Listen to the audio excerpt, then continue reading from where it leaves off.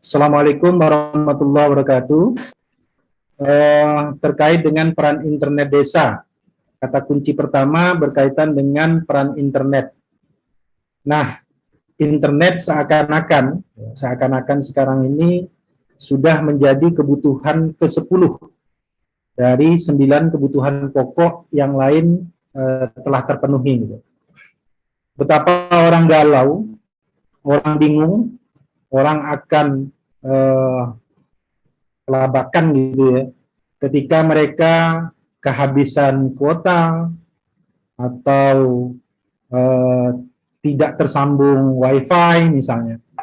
Nah, ini membuktikan bahwa kebutuhan terhadap internet ini sudah menjadi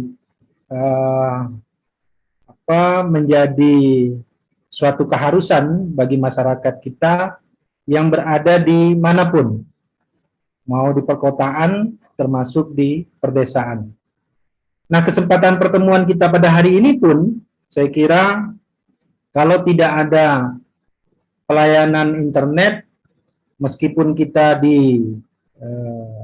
dibedakan tempat waktu dan di masing-masing ya lokasinya, tetapi kita bisa bertemu, kita bisa berkumpul dalam satu forum atau dalam satu kelas melalui Zoom Meet ini. Nah, dalam kesempatan berkaitan dengan pengantar pembuka ini, mudah-mudahan saya tidak juga cukup panjang ya, karena akan disampaikan oleh para narasumber. Saya coba ingin mengetengahkan beberapa pendekatan berdasarkan hasil penelitian dan kemudian pendekatan berdasarkan literasi dan teori. Lalu kemudian kaitannya dengan kepentingan, khususnya kita dalam konteks kepemiluan. Nah, saya ingin menyampaikan yang pertama, berdasarkan hasil riset internasional ya, ini dari We Are Social dan Hootsuite. We Are Social ini perusahaan media asal Inggris, bekerja sama dengan penyedia manajemen konten yang terhubung dengan media daring, yang kemudian terhubung juga dengan berbagai situs jaringan, seperti WhatsApp, Facebook, YouTube, Instagram, dan lain-lain yang menjadi informasi teknologi saat ini. Nah, mereka melakukan penelitian di 47 negara, dan salah satunya di Indonesia, dan kemudian telah merilis pada tanggal 11 Februari 2021 tentang perilaku atau pola pemakaian masyarakat dunia terhadap internet dan media sosial. The latest insight into the state of digital 2021. Kira-kira seperti itu dalam rilis mereka. Nah, di Indonesia, dari hasil penelitian mereka, yang tersambung perangkat seluler itu sebanyak 345,3 juta atau 125,6% dari populasi penduduk yang diteliti pada saat itu. Nah, melebihi. Pada saat itu populasinya 274,9. Kenapa? Karena sangat memungkinkan orang itu memiliki lebih dari 1 atau 2 seluler. Bahkan penelitian secara psikologi, Muhammad Iqbal menyebutkan bahwa 10 besar kesedihan masyarakat modern itu, selain kalau keluarganya meninggal atau sakit, yang kedua kalau dia kehilangan gadget. Nah, seperti itu. Nah, ini fenomena kesedihan masyarakat modern. Yang kedua, kalau dia hilang data digital meskipun sudah di backup. Nah, ini fenomenanya. Dan itu tadi, mereka melebihi dari 1 atau 2 seluler atau smartphone di tangan mereka. Yang kedua, jumlah pengguna internet sebanyak 202,6 juta atau 73,7% dari populasi penduduk yang disampel. Dan yang ketiga, jumlah pengguna yang aktif di media sosial, nah, termasuk ini kita mungkin ya, termasuk internet juga tadi, 170 juta atau sebesar 61,8% dari populasi 274,9 tadi. Nah, ini pola pemakaian masyarakat di Indonesia. Nah, rata-rata dari hasil penelitian tersebut, waktu per hari untuk pengguna berusia 16 sampai 64 tahun. Pengguna internet 8 jam sampai 52 menit. Pengguna media sosial 3 jam 14 menit. Bagaimana rentang usianya? Kita lihat rentang usia pengguna media sosial paling tinggi usia 25 sampai 34 tahun, disusul dengan 18 sampai 24 tahun dan 35 sampai 44 tahun. Total pengguna artinya dari rentang usia 18 sampai 40 dengan kategori gender, laki-laki 35,3%, perempuan 42,6%. Nah, meskipun kategori gender seperti ini, tentu ini mencakup semua strata sosial. Baik dia muda, kemudian dari kalangan pemerintah, swasta, di kota, di desa, mohon maaf, mungkin dari kalangan etnis, dari kalangan agama, semua sudah terpapar dengan internet, semua sudah terpapar dengan media sosial. Nah, ini kondisinya. Lalu bagaimana kondisi di Kalbar? Nah, saya coba mengambil dari data APJII, sebuah survei center nasional gitu ya. Nah, Asosiasi Penyelenggara Jasa Internet Indonesia itu telah melakukan rilisnya tanggal 9 November 2020 untuk di Kalbar pengguna internet itu 3.920.509,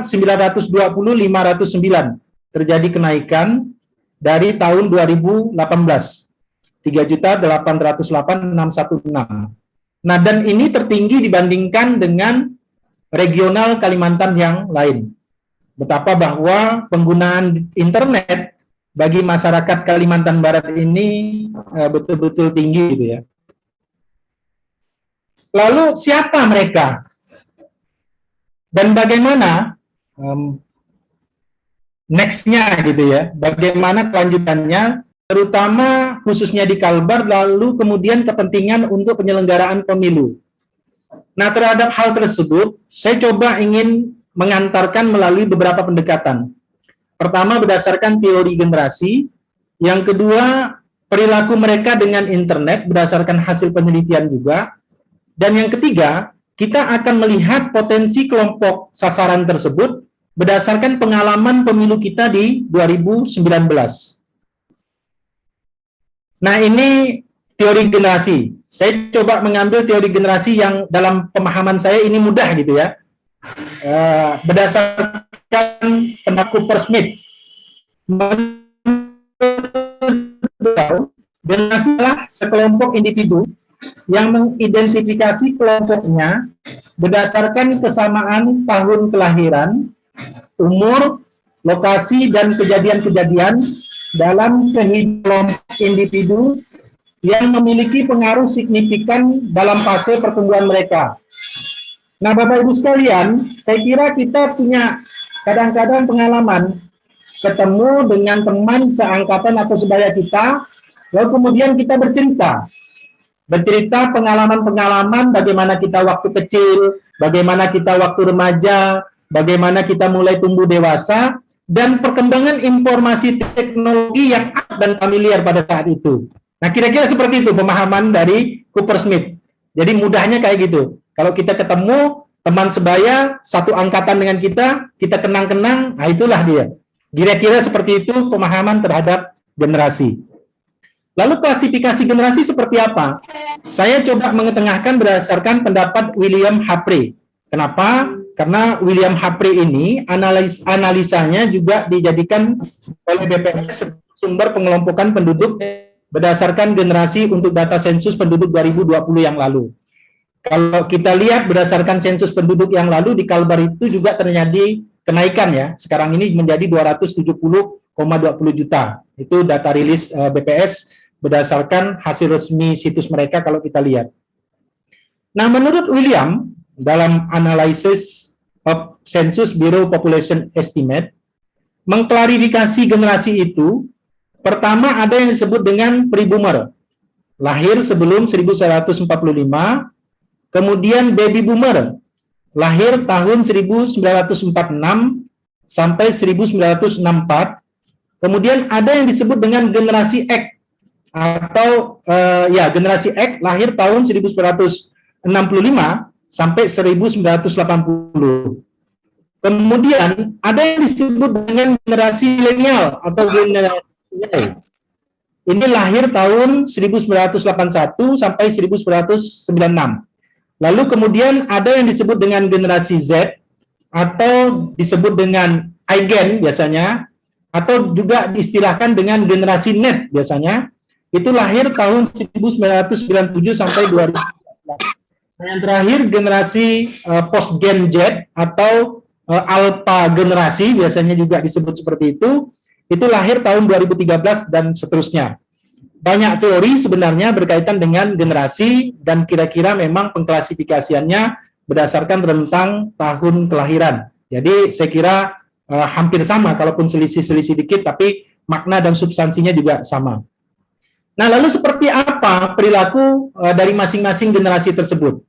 Coba kita lihat, ini juga berdasarkan dari hasil penelitian Alpara Indonesia.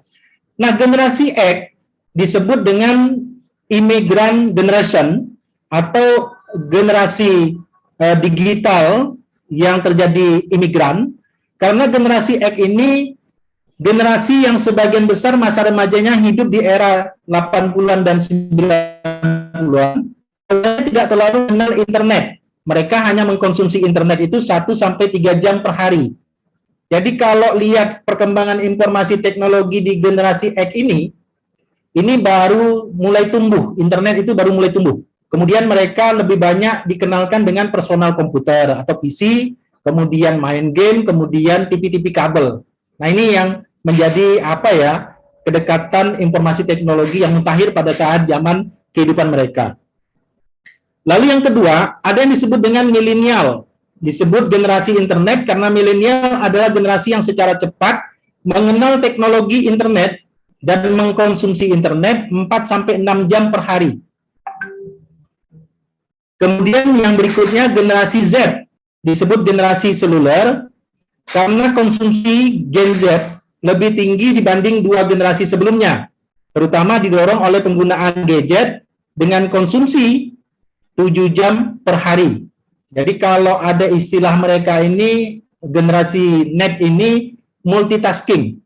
Jadi mereka bisa buka PC, bisa juga sambil mendengarkan musik, bisa juga sambil membalas WA. Nah, itu multitasking mereka. Ini generasi Z. Dan mereka sudah hidup pada pertumbuhan dan perkembangan internet yang sudah semakin pesat.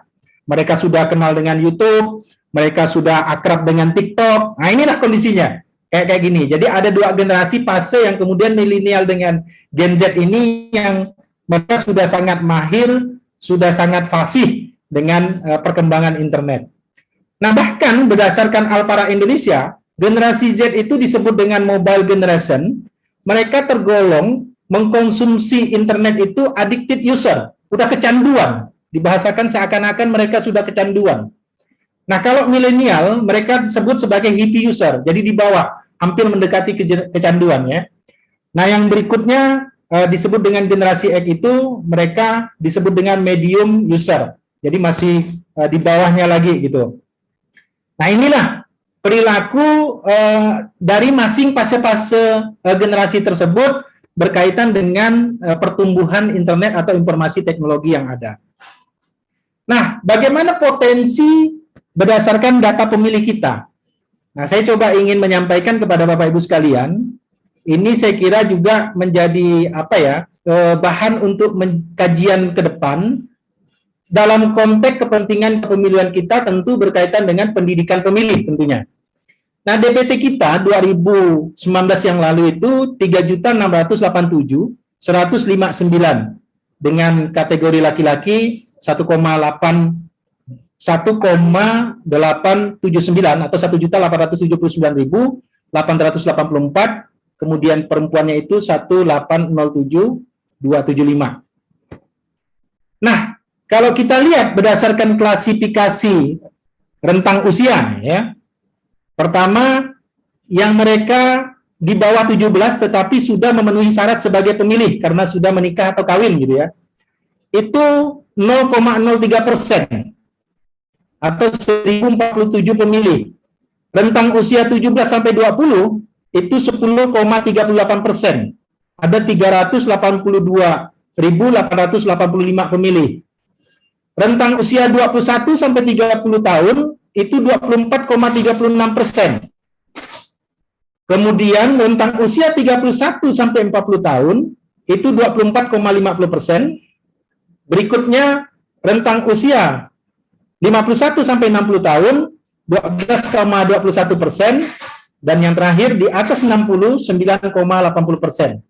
Artinya berdasarkan pengelompokan usia tersebut, kalau kita lihat batang diagram ini ya, artinya mulai dari kelompok di bawah umur 17 sampai rentang usia 51-60 tahun, ini adalah kelompok Gen X, Y, dan Z yang sangat berpotensi akan menjadi pemilih atau pengguna hak pilih pada pemilu 2024. Meskipun dalam konteks sifat sifat kelembagaan kita yang kemudian harus memberikan pelayanan secara adil dan proporsional kepada semua lapisan pemilih, maka kelompok 9,80 yang kemudian mereka adalah tergolong sebagai baby boomer, ini harus dicarikan cara, harus dicarikan strategi yang kemudian mungkin mereka tidak fasih dengan internet, tetapi mereka adalah bagian dari pengguna hak pilih yang nanti pada saat penyelenggara pemilu tahun 2024, mereka juga sebagai pemilih. Maka harus dicarikan, kalau mereka tidak fasih dengan internet, maka harus ada cara-cara secara konvensional. Nah, termasuk di dalamnya, meskipun ada di Gen X, Y, dan Z, terutama di Gen X, misalnya, yang kemudian mereka juga ada orang-orang tertentu tidak fasih. Nah, maka dalam sifat kelembagaan kita yang harus memberikan pelayanan secara adil dan proporsional dalam konteks pendidikan pemilih, maka harus tetap dicarikan cara-cara. Tetapi saya sampaikan sekali lagi bahwa melihat berkaitan dengan potensi pemilih di 2019 yang lalu, maka ini generasi X, Y, dan Z akan lebih banyak mendominasi untuk kepentingan penyelenggaraan pemilu 2024. Yang sebelumnya di pemilu 2019 tentu mereka juga sudah menjadi pengguna hak pilih. Nah, kalau kita lihat rentang usia misalnya di pemilu 2019 tentunya Gen X rentang usia 39 sampai 54 tahun. Kemudian milenial 23 38 tahun. Kemudian Gen Z 7 sampai 22 tahun. Nah, kepentingan 2024 tentunya nanti Gen X itu 44 sampai 59 tahun, kemudian milenial 28 sampai 43 tahun, kemudian Gen Z 12 sampai 27 tahun. Nah, ini perkiraan. Jadi sekali lagi harus punya pola, cara teman-teman khususnya di KPU, di penyelenggara, di kabupaten dan kota terkait dengan pemilih-pemilih yang kemudian mereka fasih dengan internet, lalu tanpa mengabaikan kepada pemilih-pemilih yang kemudian mereka tidak akrab atau tidak familiar dengan internet, tetapi harus tetap diberikan porsi dalam proses pendidikan pemilih terhadap mereka. Lalu seperti apa yang sudah dilakukan oleh KPU? Saya kira ini juga sering kita sampaikan terkait dengan program KPU, tentu Desa Peduli Pemilu dan Pemilihan. Nah, ini peran daripada internet desa, saya kira itu juga menjadi penting. Bapak Ibu sekalian, Kepala Kadis, kami berharap mudah-mudahan ini juga menjadi sebuah dukungan bahwa kita punya program untuk sementara ini di plotting untuk di provinsi baru 2 desa dan kita sudah menetapkan, yaitu Desa Rasau Jaya 3 di Kuburaya, kemudian Desa Wajuk Hulu di Kecamatan Sianten, Kabupaten Mempawah. Nah, dengan harapan tentu sasaran tujuan dari pembentukan DP3 ini, pertama tentu membangun kesadaran politik masyarakat agar menjadi pemilih yang berdaulat. Nah, tagline kita di 2019 kita ingat tentu pemilih berdaulat, negara kuat. Bagaimana memberikan atau membentuk masyarakat pemilih kita menjadi kritis, cerdas, tidak terintimidasi. Nah, ini bagian upaya ikhtiar, maka perlu dilakukan proses pendidikan politik. Kalau kita lihat negara lain, misalnya kalau di India itu kan semangatnya no voter to be left behind misalnya, bahwa tidak ada suara yang tertinggal atau ditinggalkan, maka mereka membentuk electoral voter clubs, jadi membentuk kelompok-kelompok pendidikan pemilih. Nah, ini bagaimana menyentuh kelompok marginal, bagaimana menyentuh kelompok disabilitas dan sebagainya. Nah, ini sebagai upaya ikhtiar. Nah, apa juga yang dilakukan oleh kita di Indonesia, termasuk implementasinya di daerah, maka salah satunya adalah pembentukan Desa Peduli Pemilu dan Pemilihan ini. Yang kedua, mengedukasi masyarakat dalam memfilter informasi, sehingga masyarakat tidak mudah termakan isu hoax terkait kepemiluan. Nah, betapa Bapak Ibu sekalian, isu hoax ini cukup melelahkan juga. Ya, di tengah kita fokus, konsentrasi, menjalankan semua tahapan, tapi ternyata diserang dengan berbagai isu-isu yang kebenarannya tidak dapat dipercaya, misalnya kan seperti itu. Nah, untuk mengcounter attack berkaitan dengan isu-isu tersebut, maka diperlukan keakuratan terhadap data dan kecepatan. Karena itu tadi melalui fasilitas di internet, melalui fasilitas di media sosial, maka serangan-serangan itu semakin cepat dan memang harus dibalas juga dengan cara yang cepat, gitu ya. Nah, kemudian menghindarkan masyarakat pada praktek politik uang yang sering terjadi menjelang pemilu dan pemilihan. Nah, itu tadi, proses pendidikan pemilih secara cerdas, tidak terintimidasi dan sebagainya menjadi penting. Maka kita berharap dengan DP3 ini, bagian daripada upaya dan ikhtiar, KPU selalu akan hadir di tengah masyarakat untuk memberikan pendidikan pemilih, sehingga masyarakat memang betul-betul cerdas dan kemudian betul-betul berdaulat dalam menggunakan hak pilih mereka. Berikutnya, meningkatkan kuantitas dan kualitas partisipasi pemilih. Banyak orang bilang bahwa target daripada penyelenggaraan pemilu itu bukan hanya terkait dengan bagaimana orang datang ke TPS dan menggunakan hak pilihnya, tetapi lebih dari itu, dampak dari pemilu itu berimplikasi kepada kesejahteraan masyarakat. Tentu hal ini kita setuju, sangat setuju sekali. Maka perlu pencerdasan melalui pendidikan pemilih. Tetapi tidak sedikit juga orang bertanya, ketika atau pasca voting day, orang selalu menanyakan, berapa sih partisipasi pemilih? Nah, artinya, partisipasi pemilih seakan-akan masih menjadi tolok ukur terkait dengan keberhasilan kepemiluan kita. Maka, dalam hal peningkatan kuantitas dan kualitas, itu sama pentingnya, ya, sama pentingnya. Jadi, kalau hal ini dua-duanya bisa tercapai, saya kira akan semakin baik. Nah, berikutnya membentuk kader yang mampu menjadi penggerak dan penggugah kesadaran politik masyarakat. Itu tadi, masyarakat menjadi cerdas dan memang dalam konteks bahwa daulat di tangan rakyat, betul mereka bisa sebagai sebagai aktor dalam mengisi proses demokrasi yang dilakukan di negara. Nah, ini bagian upaya-upaya yang kita lakukan juga. Terkait dengan yang sudah berkembang sampai saat ini, podcast JDIH, nah ini juga upaya, tentu memerlukan juga internet, kalau tak ada internet juga menjadi kesulitan. Ini yang sudah berjalan juga, Voice of JDIH, saya kira program-program kita, dan teman-teman di KPU Sanggau, dan kawan-kawan yang lain juga yang sudah melakukan webinar-webinar, saya kira ini langkah upaya, dalam rangka kita meyakinkan kepada publik, bahwa kita berupaya untuk selalu hadir kepada masyarakat dalam proses pendidikan pemilih. Nah, ini talkshow dengan melibatkan atau keterlibatan kita bersama komponen masyarakat atau NGO yang peduli tentang kepemiluan. Nah, tantangan kita ini nanti Pak Kadis mungkin boleh juga dikonfirm apakah memang data ini ada perubahan, ada apa ya? Karena kami coba mengambil berdasarkan satu data dari data Kalbar Prob.go.id dari Kominfo Kalbar. yang mereka update tanggal 22 Maret 2021. Nah, ini masih menjadi persoalan ketika memang internet seakan-akan sudah menjadi kebutuhan ke-10, seperti saya sampaikan tadi, bahwa semua lini sudah terpapar dengan internet, masih ada daerah-daerah yang kemudian terkategori blank spot. Nah, ini Sanggau dalam informasi data yang disajikan ini ada masih 12 desa. Nah, mudah-mudahan ini sudah bergeser, sudah berubah. Nanti mohon dikonfirmasi, Pak. Bisa jadi ini datanya juga sudah ada perkembangan terbaru ya. Lalu kemudian termasuk di daerah-daerah lain, ya masih ada 11 kabupaten ya yang masih ditemukan terdapat blank spot. Jadi jumlah totalnya ada 252 desa. Nah, terkait dengan penguatan dan pengawalan berkaitan dengan hasil kepemiluan, yang nanti akan disampaikan oleh Pak Erwin secara detail ya. Nah, ini juga menjadi penting karena kita ada program berkaitan dengan untuk menyampaikan informasi secara cepat terhadap hasil pemilu, ya salah satunya Sirekap yang terus dilakukan pembenahan dan menuju penyempurnaan lebih baik gitu ya. Nanti akan lebih detail akan disampaikan oleh Pak Erwin.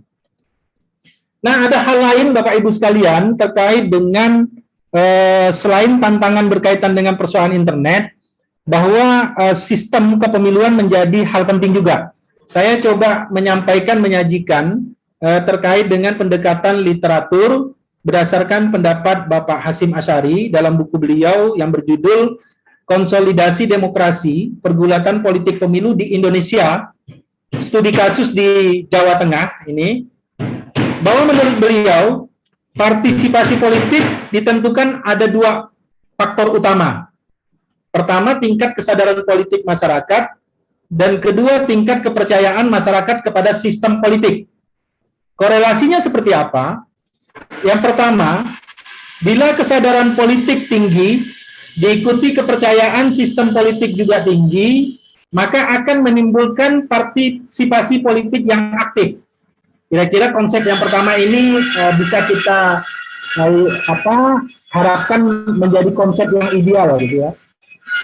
Yang kedua, bila kesadaran politik yang tinggi dibarengi dengan kepercayaan yang rendah, maka akan melahirkan perilaku yang membangkang, kritis atau disiden. Nah, ini masyarakatnya pintar gitu ya, cerdas, kemudian mereka melihat sistem politik yang dibangun atau diterapkan kurang diyakini, maka ini akan menimbulkan perilaku yang bangkang. Nah, yang ketiga, kesadaran politik rendah, kemudian kepercayaan terhadap sistem politiknya tinggi, mereka oke gitu ya dengan sistem politiknya, maka perilaku pemilih atau perilaku politik masyarakatnya menjadi pasif. Mereka percaya saja terhadap sistem yang sudah diterapkan. Nah, yang keempat, bila kedua-duanya rendah, kesadaran dan sistemnya sama-sama rendah, maka ini akan menimbulkan perilaku yang disebut dengan apatis, cuek, tidak mau peduli gitu ya. Bahkan lebih jauh disebut dengan political alienasi. Jadi keterasingan politik ini menjadi PR.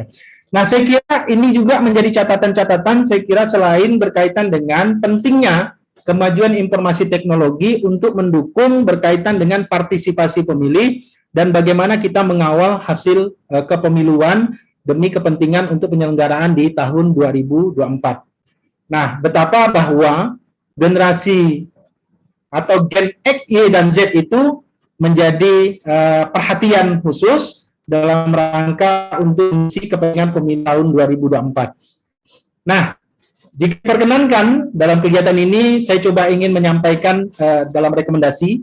Yang pertama bahwa internet desa menjadi kebutuhan untuk mendukung keberlangsungan pembangunan di skala bidang perdesaan. Yang kedua, pemanfaatan anggaran-anggaran desa menjadi salah satu alternatif guna menopang program tersebut. Dan yang ketiga, generasi milenial dan generasi Z adalah aset bangsa sebagai penerus estafet pembangunan. Dalam konteks kepemiluan, perlu cara untuk meningkatkan peran serta dan partisipasi politik serta pendidikan pemilih terhadap mereka, tanpa mengabaikan kelompok-kelompok masyarakat yang tidak pasif terhadap internet atau kelompok masyarakat yang tergolong baby boomer. Saya kira demikian, kurang lebih mohon maaf. Billahi taufiq wal hidayah. Assalamualaikum warahmatullahi wabarakatuh.